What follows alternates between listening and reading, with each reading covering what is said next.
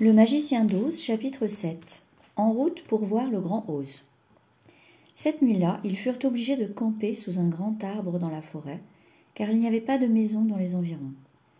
Son feuillage épais fournissait un bon abri et une bonne protection contre la rosée. Le bûcheron en fer blanc débita à la hache une grosse pile de bois, et Dorota fit un feu magnifique qui la réchauffa et la réconforta. Toto et elle finirent le pain, et cette fois elle ne savait pas ce qu'ils mangeraient au petit déjeuner. « Si vous le désirez, proposa le lion, j'irai dans la forêt tuer un cerf pour vous. Vous pouvez le faire rôtir dans le feu, puisque vos goûts étranges vous font préférer la viande cuite, et cela vous fera un excellent petit déjeuner. »« Oh non, s'il vous plaît, supplia le bûcheron en fer blanc.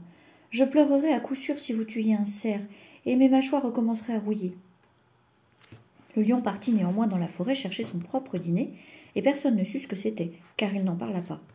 Et l'épouvantail repéra un arbre couvert de noix, dont il remplit le panier de Dorothée, de sorte qu'elle ne risquait pas d'avoir faim avant longtemps. Elle trouva cela très gentil et attentionné de sa part, mais elle rit de bon cœur en voyant la maladresse avec laquelle le pauvre bonhomme ramassait les noix.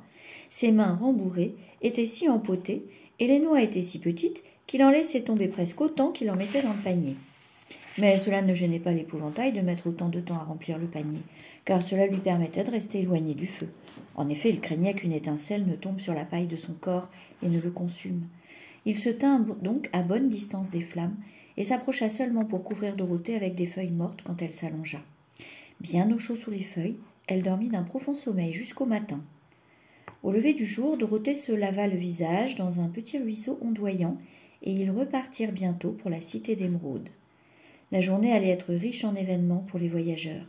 Ils marchaient depuis à peine 1 heure lorsque leur chemin fut interrompu par un grand fossé qui coupait la route et séparait la forêt en deux, aussi loin que portait le regard. C'était un fossé très large, et en rampant jusqu'au bord pour l'inspecter, ils s'aperçurent qu'il était aussi très profond et que le sol était parsemé de gros rochers déchiquetés. Les parois étaient si abruptes qu'aucun d'eux ne pouvait y descendre, et il sembla un moment que leur voyage allait s'interrompre ici. « Qu'allons-nous faire » demanda Dorothée au désespoir. « Je n'en ai pas la moindre idée, » fit le bûcheron en fer blanc. Et le lion secoua sa crinière emmêlée en prenant un air pensif. Mais l'épouvantail déclara : « Nous ne pouvons pas voler, c'est certain. Nous ne pouvons pas non plus descendre dans ce grand fossé. Donc, si nous ne pouvons pas sauter par-dessus, nous devons nous arrêter là où nous sommes. » « Je crois que je pourrais sauter par-dessus, » suggéra le lion poltron après avoir soigneusement mesuré la distance dans sa tête.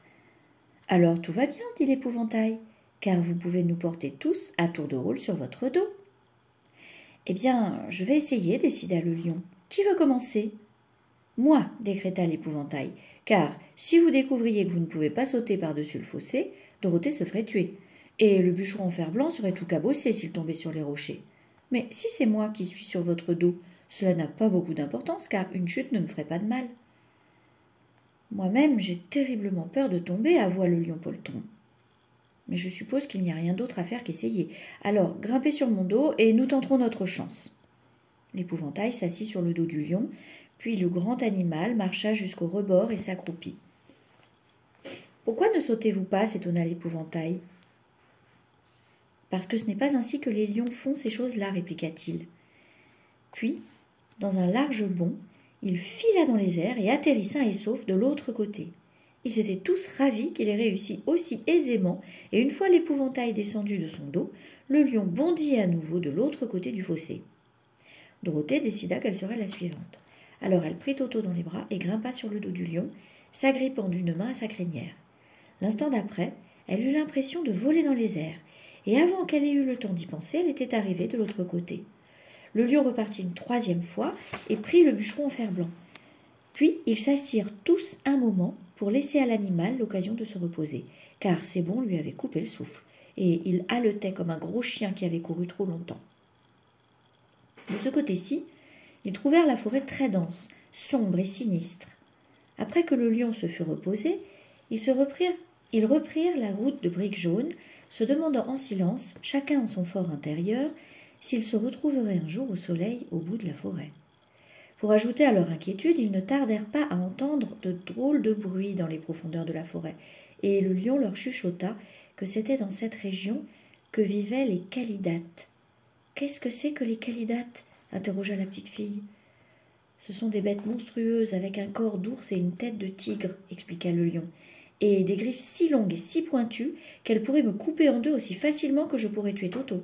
J'ai horriblement peur des calidates. » « Cela ne m'étonne pas, rétorqua Dorothée. Ce doit être des figures terrifiantes.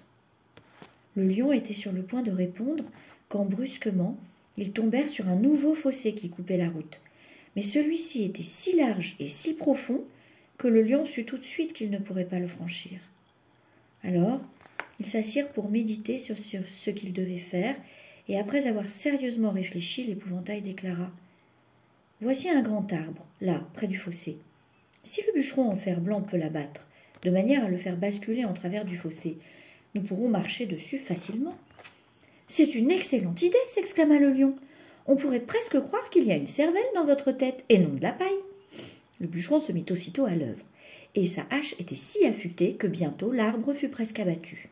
Alors le lion appuya ses grosses pattes de devant sur le tronc et poussa de toutes ses forces, et le grand arbre s'inclina lentement. Puis il tomba avec fracas en travers du fossé, et son faîte alla s'écraser de l'autre côté. À peine avait-il commencé à traverser ce drôle de pont qu'un grognement glaçant leur fit tourner la tête. Et, horrifiés, ils virent se précipiter sur eux deux énormes bêtes avec un corps d'ours et une tête de tigre. « Ce sont les calidates !» dit le lion poltron en se mettant à trembler. « Vite !» s'écria l'épouvantail. « Allons de l'autre côté !» Dorothée passa la première, avec Toto dans les bras, suivi du bûcheron en fer blanc, puis de l'épouvantail. Le lion, malgré sa peur, se retourna pour faire face aux calidates et poussa un rugissement si fort et si terrible qu'il fit hurler Dorothée et que l'épouvantail partit à la renverse, tandis que les bêtes féroces elles-mêmes s'arrêtèrent pour le regarder avec surprise. Mais, voyant qu'ils étaient plus gros que le lion, et se souvenant qu'ils étaient deux, et lui seulement un, les calidates bondirent à nouveau en avant. Le lion traversa le fossé sur l'arbre et se retourna pour voir ce qu'ils allaient faire. Sans s'arrêter un instant, ils entreprirent de marcher sur le tronc, et le lion déclara à Dorothée « Nous sommes perdus, car ils vont sûrement nous déchiqueter avec leurs griffes acérées, mais restez bien derrière moi, je les combattrai tant que je vivrai. »« Attendez une minute !» s'écria l'épouvantail. Ayant réfléchi à la meilleure chose à faire, il demanda au bûcheron en fer blanc d'abattre l'extrémité de l'arbre qui reposait de leur côté du fossé. Aussitôt, le bûcheron en fer blanc se mit à jouer de la hache, et alors que les calidates avaient presque fini de traverser, l'arbre disparut dans le fossé avec un bruit de tonnerre, emportant avec lui les deux brutes hideuses qui grondaient, et toutes deux allèrent se fracasser sur les rochers pointus qui tapissaient le fond.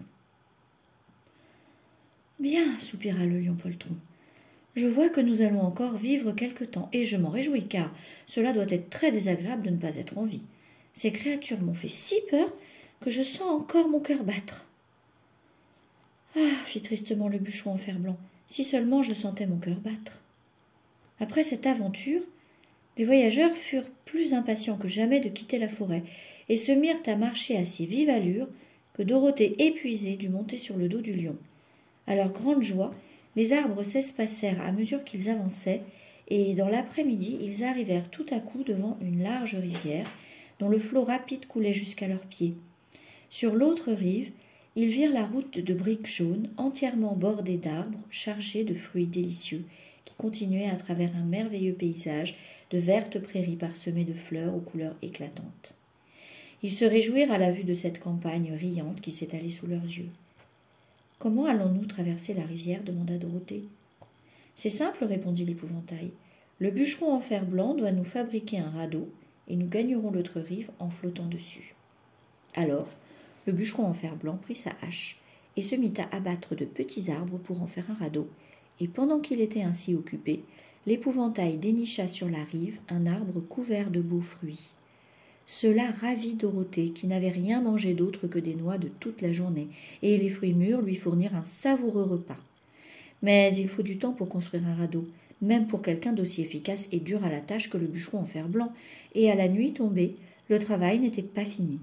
Alors ils trouvèrent un endroit confortable sous les arbres, où ils dormirent d'un bon sommeil jusqu'au matin. Et Dorothée rêva de la cité d'Émeraude et du bon magicien d'Oz qui la renverrait bientôt chez elle.